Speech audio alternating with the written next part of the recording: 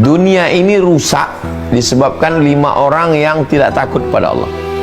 Yang pertama, al-ulama al-mudahinun, orang berilmu tapi tidak dipakai ilmunya untuk mencegah kemungkaran. Yang kedua, az-zuhad,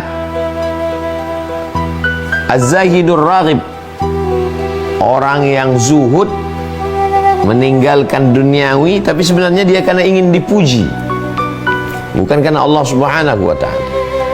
Lalu kemudian yang ketiga adalah ketika seorang diberikan Allah Subhanahu wa ta'ala keahlian dalam bidang perniagaan, berdagang, ternyata dia khain, dia pengkhianat, mengkhianati pembeli dengan memalsukan barang-barang. Dia katakan barang impor padahal barang lokal, kemudian disemprot formalin dan lain sebagainya. Rusak dunia ini. Kemudian dunia ini dirusak lagi oleh al-ghuzat, para pasukan perang yang sebetulnya berperang bukan karena Allah, bukan karena ingin menolong agama Allah, tapi karena ingin dunia, karena duit.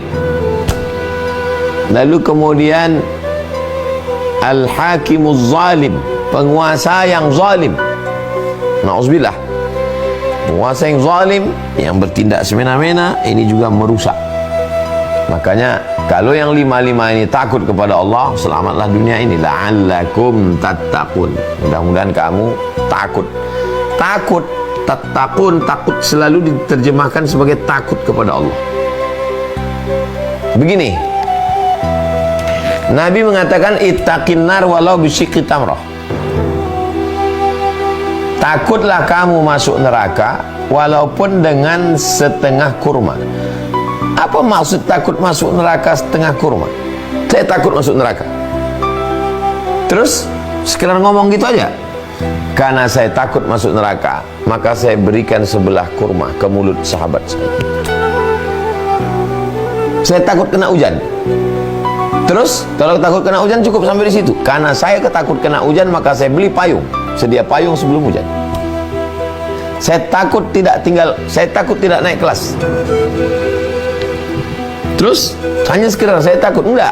Karena saya takut tidak naik kelas, maka saya rajin belajar, saya membaca, setelah itu saya berdoa, saya silaturahim dengan guru-guru. Jadi arti takut di situ bukan takut yang pasif, no action. Takut yang memberikan efek terhadap kehidupan sosial.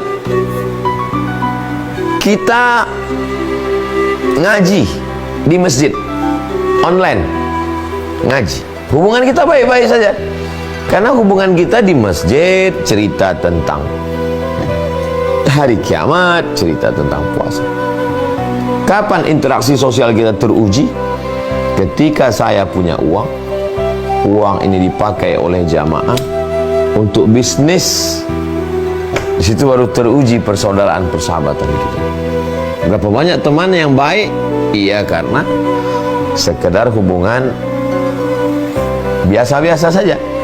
Tapi ketika sudah menginjak kepada hubungan bisnis, hubungan kerjasama, hubungan yang bersifat materi, kebendaan, kurang takwanya. Kalau kebetulan saya seorang pengusaha dan saya punya karyawan, sama-sama bertakwa, takut kepada Allah. Saya sebagai pengusaha takut menganiaya murid, dan karyawan juga takut untuk tidak on time, tepat waktu, takut berkhianat. Takutnya kepada Allah, bukan takutnya kepada atasan. Sebagai seorang ustadz yang mengajar, takut untuk berkhianat, takut untuk tidak benar. Murid-muridnya juga takut melawan. Tapi takutnya kemana? Takutnya kepada Allah. Saya takut kedinginan. Terus kalau takut dingin, beli kaos kaki, beli kaos tangan, pakai jaket. Itulah makna takut.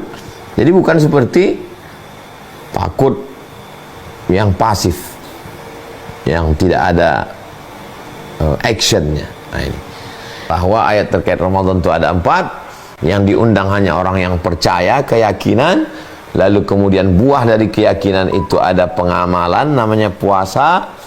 Lalu kemudian ada nilai historis sejarahnya, bahwa ini bukan kamu yang pertama, umat-umat sebelum kamu juga puasa.